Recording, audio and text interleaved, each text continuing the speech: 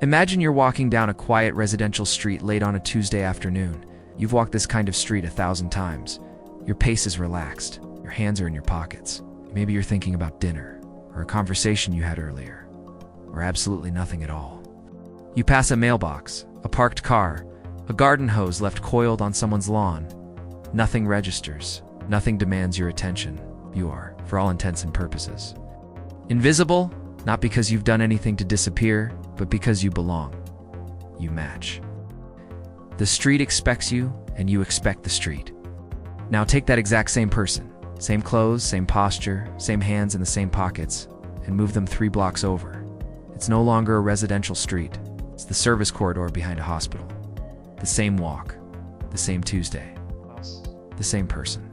But the moment your foot crosses into that space, something shifts. Not in you, in everyone watching you. A nurse glances up from her phone. A delivery driver pauses mid-step. An administrator near the loading dock lets his gaze linger just a beat too long. Nobody stops you. Nobody says a word. But something invisible has changed, and deep down, some part of you can feel it. A low, persistent hum of wrongness, a signal you can't quite name. You haven't done anything different. You haven't changed your behavior, but your meaning has changed entirely. That is the central idea of everything we're about to explore together. And once you see it, you will not be able to unsee it. Most of us walk through life with a quiet assumption tucked just below conscious thought. We believe that our choices, our actions, our decisions, these are expressions of who we are. We believe that behavior flows from character, that people act the way they do because of something internal, their values, their intentions, their will. It's a deeply satisfying idea. It makes the world feel legible. It makes people feel responsible for their lives. But it is, in the most revealing sense, only half the picture. The other half is the room you're standing in. It's the street you're walking down. It's the building you entered. The ceiling above your head. The crowd around you. The sounds bleeding in through the walls. Environment is not the backdrop to human behavior. In a very real and measurable way, environment is the behavior. It is the invisible author of actions we believe we are writing ourselves. This isn't philosophy. It isn't abstraction. It is one of the most thoroughly documented, deeply replicated findings in behavioral science, and it plays out in your life. Right now, today, in ways that most people will never consciously register. Let's start with something simple. Think about how you carry yourself in a cathedral. If you've ever walked into a great old church or a towering hall of some kind, the kind of space with stone floors and vaulted ceilings and light coming down at strange angles, you already know this feeling. Your footsteps instinctively soften. Your voice, if you speak at all, drops to a murmur without anyone asking you to be quiet. You stand a little straighter. You slow down. Nobody told you to do any of this. There's no sign on the door that says please adjust your personality upon entry.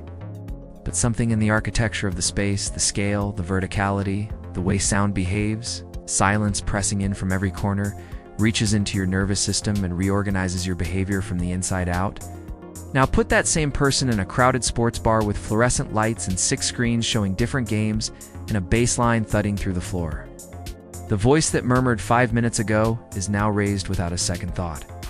The posture shifts, the gestures expand. Eye contact is direct, almost aggressive by cathedral standards. There is more movement, more noise, more tactile confidence in the way arms are thrown across chairs and glasses are set down hard on tables. Same person, completely different human being. We talk about personality as though it's a fixed thing we carry around with us, a stone in our pocket that doesn't change shape. But behavior, the living, moment-to-moment expression of who we are, is extraordinarily plastic. And the sculptor, more often than we like to admit, is the space we're occupying. Behavioral researchers have studied this extensively in what they call environmental priming, the way physical surroundings activate certain cognitive and emotional states before we've consciously decided anything. In cluttered, chaotic spaces, people show measurably higher stress responses and make more impulsive choices. In clean, minimally designed environments, thinking slows down, becomes more deliberate, more careful. In spaces with high ceilings, people generate more creative ideas. In spaces with low ceilings and compressed proportions, they think more analytically, more narrowly, or toward the concrete rather than the abstract. The ceiling above your head right now has a quiet opinion about how you think. You've almost certainly never noticed it. Sound behaves similarly. Studies on supermarket behavior have found that slow background music leads customers to move more slowly through aisles, spend more time browsing, and ultimately spend considerably more money. Not because the music hypnotizes anyone, but because it shapes the ambient rhythm of the space, and people naturally synchronize their internal pace to external cues. The music isn't persuading you. It's simply defining the tempo of the room, and you adapt to it the way water adapts to a vessel.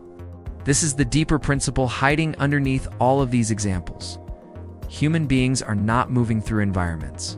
Human beings are being moved by them. The distinction sounds subtle, but it rewrites everything. Consider the concept of attention. We tend to think of attention as something we direct, a spotlight we consciously aim. We look at what interests us. We focus on what we choose. But in practice, attention is far more reactive than intentional.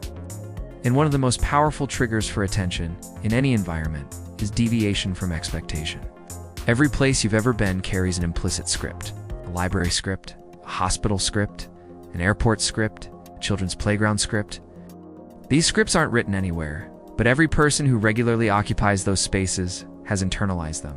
The expected movements, the expected sounds, the expected behaviors, the expected kinds of people who appear there, and the expected things those people do. The script is learned without effort, absorbed through repeated exposure, and then applied automatically to every new encounter in that space. When something in the environment breaks the script, attention snaps into focus like a shutter clicking. It's not because anyone decided to pay attention. It's because deviation from pattern is one of the oldest attention triggers in the human perceptual system. Older than language, older than culture, almost certainly older than civilization itself. It is the same basic mechanism that once told our ancestors whether the movement in the tall grass was wind or something with teeth. This is why the person in the service corridor registers. They haven't done anything alarming, but they have violated the spatial script. They are out of place. And out of place is a signal the human nervous system treats with immediate involuntary concern. Now consider how this plays out in every environment you move through. Without being taught how to behave in the waiting room of a doctor's office, you sit. You reduce your volume. You avoid extended eye contact with strangers. You pick up a magazine or stare at your phone. You do not whistle. You do not run. You do not organize an impromptu meeting with the other people in the room. These are not rules you were given. They are behavioral pressures exerted by the architecture of the space, the rows of chairs facing inward, the receptionist window at the front of the room, the medical certificates on the walls, the persistent quiet, the sense that something is being waited for. The room tells you how to be in it, and you comply without noticing that you've been told anything. The same mechanism operates in every spatial context. In an open-plan office, people work with an invisible awareness of being potentially observed, which tends to produce more conformist, less creative, more rule-following behavior. In private offices, the enclosed space produces a different cognitive state, more autonomous thinking, more willingness to take intellectual risks, more sense of individual agency. The furniture arrangement in a meeting room determines whether the meeting will be collaborative or hierarchical before a single word is spoken. Round tables produce different conversations than rectangular ones. Room temperature subtly influences judgment. Natural light changes mood in ways that measurably affect decision quality. These are not hypothetical. These are documented phenomena operating silently in workplaces all over the world every single day. One of the most striking illustrations of environmental influence on behavior comes from what researchers sometimes call the broken. Windows affect the observation, originally made in urban environments. That visible signs of disorder in a space seem to invite further disorder. A neighborhood where broken windows go unrepaired, where graffiti accumulates on walls, where litter builds on sidewalks, shows measurably higher rates of additional vandalism, littering, and minor rule breaking, even among people who would not ordinarily consider themselves the type to engage in that kind of behavior. The environment, by visually signaling that rules are already disregarded here, effectively grants permission for further disregard. The space whispers, "This is what people do here." People, reading that signal, do it. What this reveals is something profound about how human beings use the environment as a moral and behavioral cue system. We are not purely autonomous agents generating behavior from inner principle. We are contextual beings who read our surroundings for guidance about what is appropriate, what is safe, what is expected. The physical world is a constant. It's ongoing negotiation about how to behave, and most of us are participating in that negotiation without ever realizing it. If you're finding value in this perspective, consider liking this video and subscribing for more content like it. Understanding these invisible forces changes how you move through the world, and that knowledge is worth sharing. Let's go deeper, because there's a phenomenon here that goes beyond how we behave in a space. It reaches all the way into how we think, and specifically, into how we make decisions. Imagine you're standing in a long corridor. It's narrow. There's a door at one end and a door at the other. The walls are close. You can't walk side by side with someone easily. You naturally form a single file line. Move forward, because moving forward is the only direction the architecture offers you with any ease. You could turn around. Technically, you could stand still. But the design of the space creates a powerful gravitational pull toward forward movement, and the vast majority of people follow that pull without a single moment of conscious deliberation. This is a physical, architectural example of what behavioral economists call choice architecture, the way that design of an environment influences which choices feel natural, obvious, and easy, and which choices feel difficult, unusual, or require active effort to execute. You are, in the corridor, technically free to do many things. But the environment has pre-weighted your options in a way that makes one behavior dramatically more likely than any other. Airports are masterclasses in this. The design of major airports is not accidental. It is the product of extraordinarily careful study of human movement, tension, and decision-making, under conditions of mild stress and time pressure. Duty-free shops are placed at points where passengers have just passed through security and are psychologically in a state of release and relief, making them measurably more likely to spend money. Certain walkways funnel you past specific categories of retail before you can reach your gate. The carpet patterns in some terminals are specifically designed to guide foot traffic without explicit directional signage. The lighting, the ceiling heights, even the subtle scents pumped through ventilation systems in high-end terminals. All of it is calibrated to produce specific behavioral outcomes in people who believe they are making free choices about where to walk, where to stop, and what to buy. This is not manipulation in any conspiratorial sense. It's engineering. And it works because humans are, at a neurological level, profoundly responsive to environmental cues in ways that bypass deliberate reasoning entirely. The prefrontal cortex, the part of the brain associated with rational deliberation, long-term planning, and conscious decision-making, requires effort to engage. It's metabolically expensive. It's slow. It's the system that kicks in when you sit down to make a thoughtful, reasoned decision about something that matters to you. But most decisions in daily life are not made this way. Most decisions are made by faster, more automatic systems that take their cues directly from the environment. Systems that recognize patterns, match templates, apply learned heuristics, and produce behavioral outputs with breathtaking speed and almost no conscious involvement. When you drive a familiar route to work, you're not consciously deciding to turn left at the third light. When you pick up your fork at dinner without looking for it. When you automatically lower your voice as you enter a library. These are all outputs of automatic systems, reading environmental inputs and producing behavior, no deliberation required. The implication is significant. In most environments, most of the time, your behavior has already been substantially determined before your conscious mind has any say in the matter. The conscious experience of deciding, that sense of weighing options, choosing, acting, is real. But it is often less the driver of behavior than the narrator of it. You do the thing, then you tell yourself the story of why you chose to do it. The choice, in the deep sense, happened earlier in the architecture of the space, in the arrangement of cues, in the environmental scripts you absorbed without knowing you were learning anything. This might sound disquieting, and it is, a little, but there is something genuinely liberating in it too.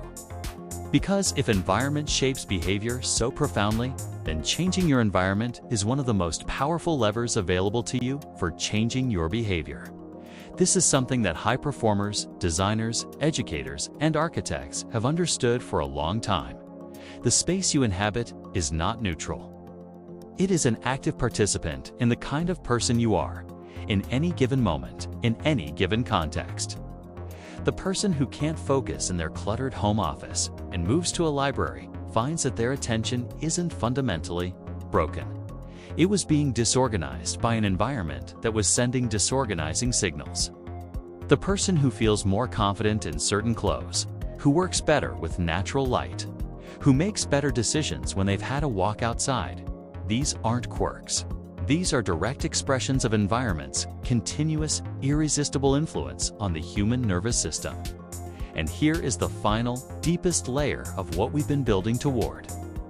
You move through multiple environments every day. Your bedroom, your car, the coffee shop, the office, the gym, the grocery store, the street. And in each of these spaces, you are a slightly, sometimes significantly different version of yourself. Your posture changes, your vocabulary shifts, your emotional register adjusts. Your sense of what you're capable of, what you deserve, what the people around you expect of you. All of it bends and reshapes in response to the spatial context you're inhabiting. We don't have one self. We have a self that is continuously being sculpted by environment, and we are largely unconscious participants in that sculpting. The question worth sitting with is this: how much of what you think of as you, your habits, your limitations, your tendencies, your characteristic ways of moving through the world is actually a function of the specific environments you have most consistently occupied? How much of what feels like personality is actually environmental adaptation, calcified over time into something that feels innate? The child who grew up in a noisy, chaotic household and learned to become hypervigilant, attuned to the slightest change in atmosphere. The young professional who learned to be quietly deferential because the office environments of their early career rewarded that posture and penalized its opposite. The person who is confident and expansive in some spaces and compressed and tentative in others. Not because they are two different people, but because they are one person responding to two very different sets of environmental signals. We have been talking about the way spaces shape our moment-to-moment behavior. But this runs deeper. Spaces shape who we become over time. The environments you consistently return to are quietly building you, your default settings, your baseline ways of being, the person you feel yourself most essentially to be. And most of this construction work happens below the level of awareness. The invisible becomes visible only when we step out of the familiar, when we travel somewhere radically different and feel ourselves behaving in ways we don't recognize, when we rearrange a room and find our thinking changes, when we leave a job or a relationship or a neighborhood and discover, sometimes with astonishment, that we are more or less ourselves than we knew.